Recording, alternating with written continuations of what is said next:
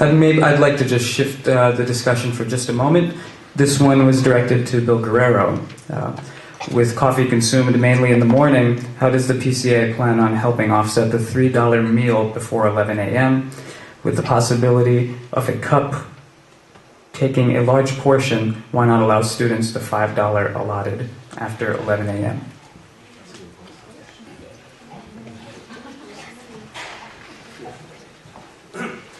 Good question.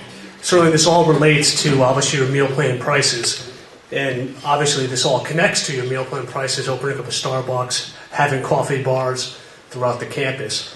Every year, Nick and I and the PCA board, we work on meal plan prices and what it's called equivalencies. And that's what you're talking about, the $3 breakfast, the $5 breakfast, $5 for lunch and dinner. And really what's going to happen is ultimately at the end of these kind of discussions and so forth, certainly how many locations or venues you're going to have, the overall hours of operations we're going to have throughout the campus, and working with your student government representatives that are on the PCA board, will we start talking about the $3 equivalency? Do we need to raise it up to $4, even maybe $5? Change the lunchtime and the dinner equivalency higher than $5? I mean, those are all legitimate possibilities. But ultimately, as we try to work on all those kind of factors, including fair trade, sustainable products, as it goes on, different hours of operation, it comes down to meal plan price. And we're obviously very, very sensitive to all those kind of things. And if you remember, for some of you that are upperclassmen, it was 3 years ago when we unionized the workforce here for Chartwells. Okay? And ultimately, that was the student body that supported that initiative.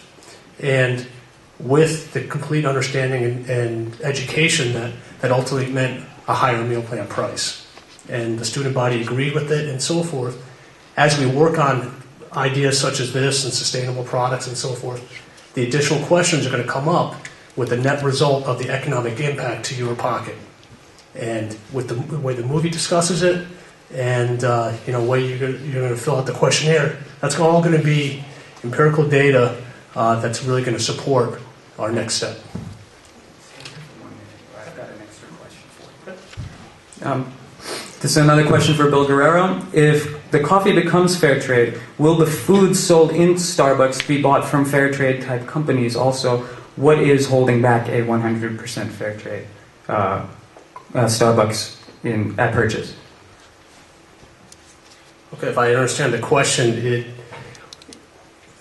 are we trying to do 100% fair trade Starbucks? Is that really the summary of the question? And what's holding us back? And what would prevent that? And the food, too. Will the food be served?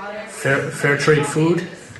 I'm not really sure 100% what that means, but certainly... Okay. Okay. I mean, I can't really, certainly, I certainly can't answer, what the exact menu is going to be. And what's going to be offered 100%, but certainly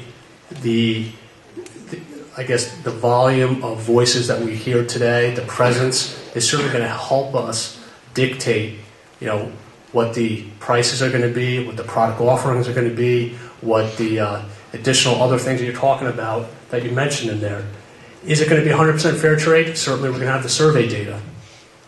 Is that going to limit what we're going to offer in the Starbucks? Is that going to make it much more smaller of a variety in offering? That could be a ultimate direct effect. But as determining what the menu is going to be today, I certainly can't do that. I don't know if Cherie or Nick can provide that, but the store's not built yet. Obviously, that's number one.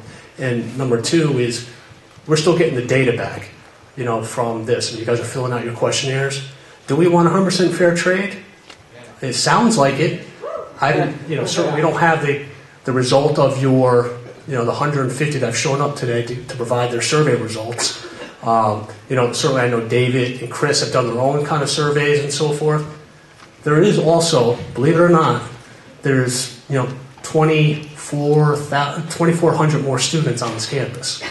Okay, and I understand it's a big, big challenge. Certainly in my role, in my position, to try to work with representatives of your particular constituents to try to provide what you want and need. It's a very, very difficult balance, believe me, the difficult balance. And if we're going to have, certain blends and so forth in a menu that's 100% fair trade or meets organic, we're trying, that's for sure. We're definitely trying, but can I commit to that and confirm that?